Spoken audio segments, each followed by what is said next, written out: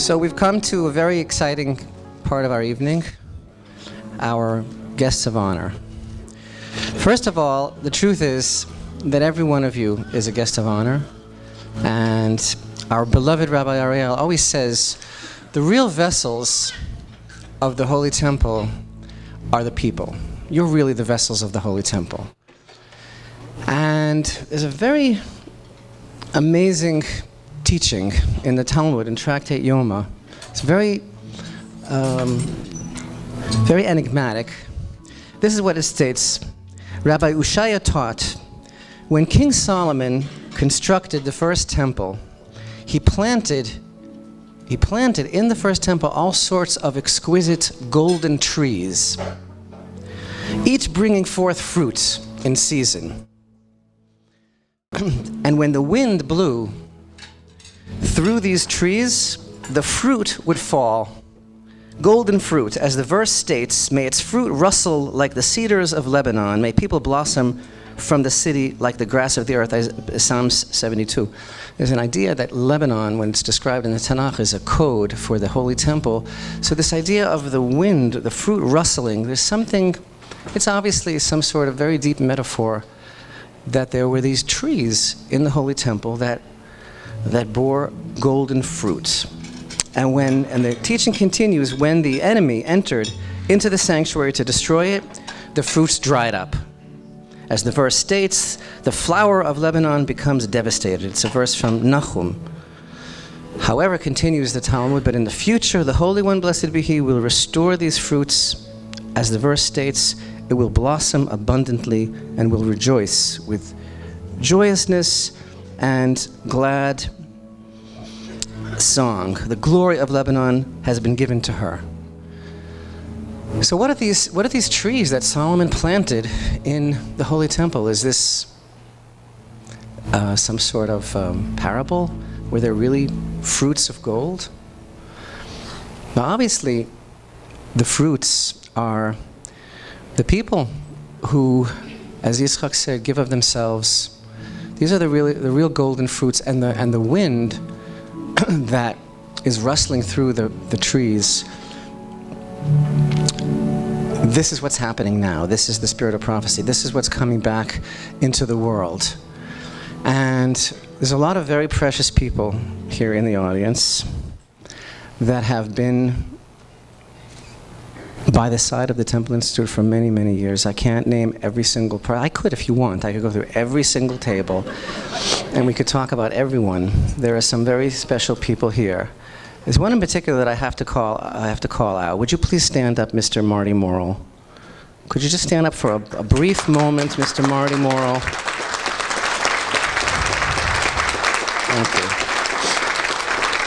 Because every video teaching that we are able to send out into the world is in his merits.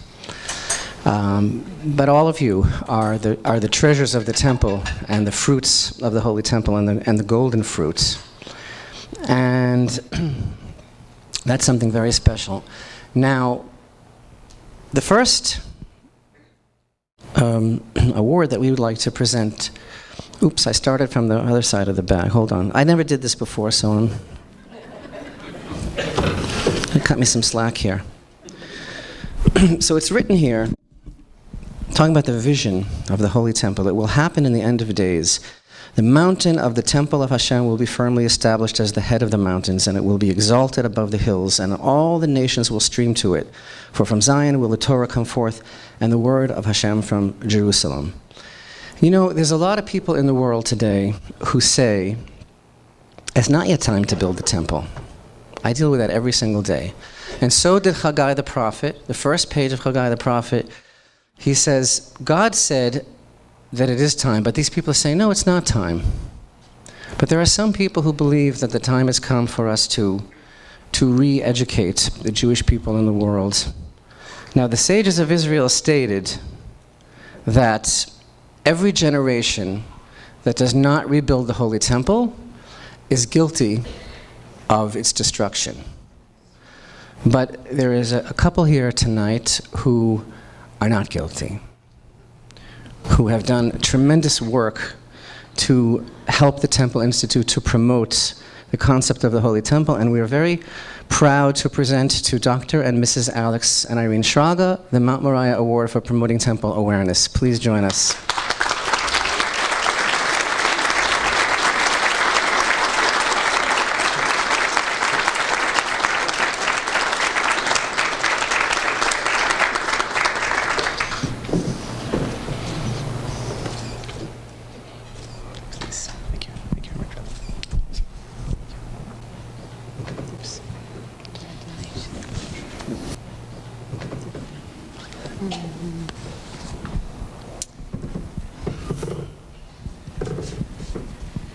Thank you for your kind words, Rabbi. And thank you for putting together this beautiful and inspirational evening, Chodesh Tov. We feel overwhelmed and very grateful to be honored tonight and to be in the presence of so many wonderful, committed people. First, we want to thank HaKadosh Baruch Hu for blessing us with everything. We want to thank our parents, our families, and our friends for their encouragement and support. We want to thank the Temple Institute, Rabbi Ariel, Rabbi Richman, Yitzhak Ruvain, David Schwartz, Samara, the entire staff, for all their dedication and hard work over so many years. On a personal, spiritual note, we thank Rabbi Richman for helping to arouse us out of our slumber. We may still be in our pajamas, Rabbi, but we know that a new day has begun, full of amazing potential, waiting to be fully actualized. We read in this week's Torah portion, Parshat Toldot, about Yitzhak and the 3 wells, which represent the 3 temples. The first 2 wells were destroyed, as were the first 2 temples, because of strife and hatred. Yitzhak's 3rd well, corresponding to the 3rd temple, however, was never destroyed. We learn from Torah that Yitzhak himself dug the 3rd well. That's right, he picked up a shovel and dug with his own hands. In the merit of his personal efforts, this well was endowed with permanence.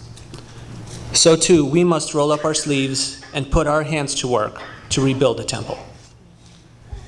History teaches us never to underestimate even a small group that is strongly committed. Even a small group with Hashem's help can accomplish great things. With unity of purpose, with a lot of hard work, all of us can be partners with Hashem and help accomplish the holy task charged to us. We hope to see everyone at the next Temple Institute gala, God willing, in Yerushalayim, rebuilt, with the Beit HaMikdash towering over us, and with knowledge of Hashem permeating the world as never before. Thank you.